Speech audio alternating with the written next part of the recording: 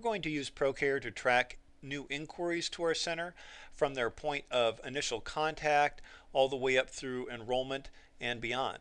To do that, we're going to configure some of the overall settings. We're going to want to manage the different enrollment status levels for children.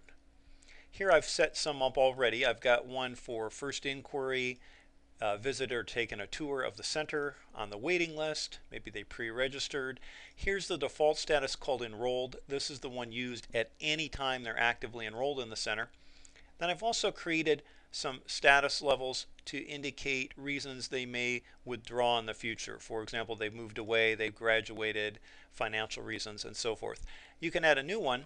Let's say we wanted to keep track of children who were away on summer break. Maybe they're just away temporarily and coming back. Away for summer, returning in fall, and we'll hit enter a couple of times. That adds it to our list.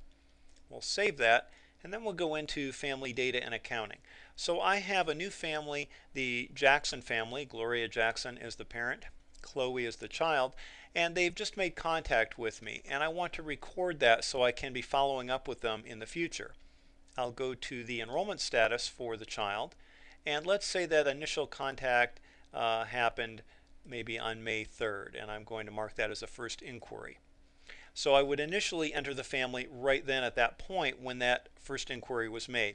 Now maybe a week or so later they might decide to take a tour of the center, and I might indicate that so I could continue following up. I know they're interested if they've now come and visited the center, and I could keep tracking that into the future. Maybe by the end of the month they've actually officially gotten on the waiting list or have pre-registered, depending on how that works at our center.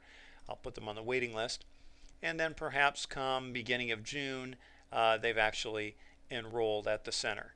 So that's the history up to the current moment.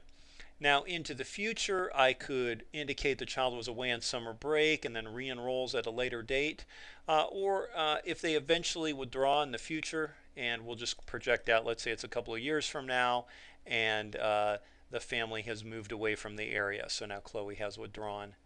So we can save that and exit, but you can have that ongoing history. Now let's say we want to get some information, want to know how many children are at a certain level. We can go to the filter icon here, and we can filter this according to child information based on enrollment status. So we can look at any of these.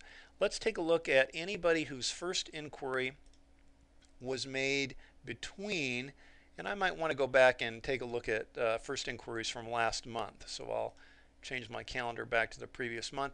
I'll click count, and it lets me know that 3 children had their first inquiry in between the beginning and the end of May.